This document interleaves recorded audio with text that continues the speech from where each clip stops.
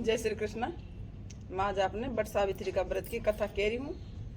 आप हमारा channel subscribe कर जो और कमेंट में ज़रूर लिख जो आपने किसी को लगी। तो कि एक समय की बात है कि कथा यह है कि मध्य देश के राजा अश्वपति के यहाँ पुत्री सावित्री का जन्म हुआ।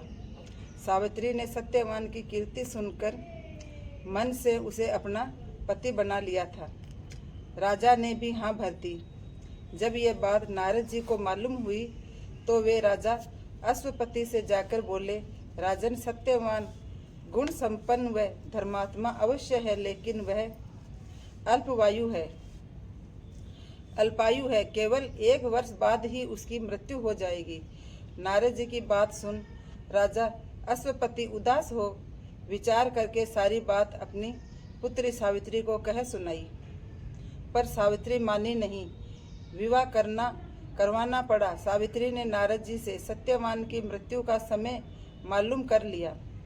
सावित्री के सास ससुर नेत्रहीन थे।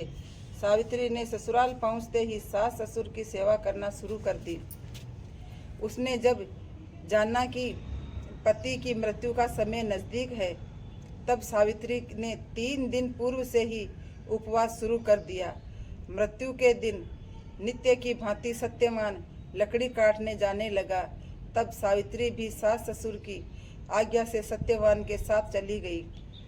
सावित्री जंगल में जाकर लकड़ी काटने लगी और सत्यवान एक पेड़ की छांव में सो गया।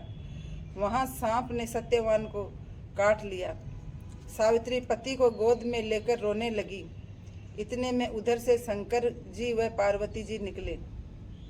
सावित्री ने उनके पैर पकड़कर कहा कि आप मेरे पति को जीवित कर दो। तब उन्होंने कहा, आज बड़ पूजा की अमावस है, तू बड़ की पूजा कर, तेरा पति जीवित हो जाएगा। बड़ के पत्तों के गहने बनाकर पहनने, वो हीरे मोती के हो जाएंगे। तब सावित्री ने बड़ की पूजा की।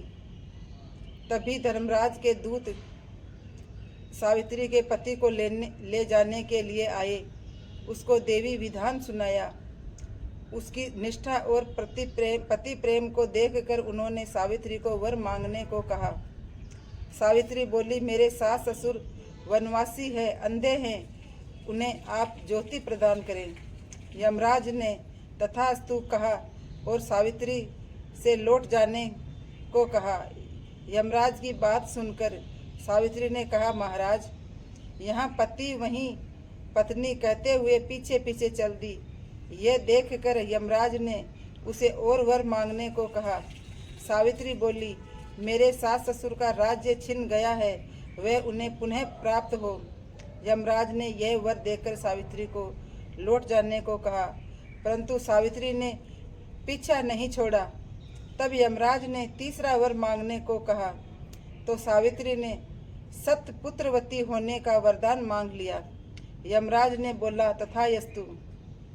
सावित्री फिर भी पीछे पीछे चली तो यमराज बोले, अब क्या चाहती हो? सावित्री बोली, मुझे पुत्रवती होने का वचन देकर आप मेरे पति को तो लिए जा रहे हो।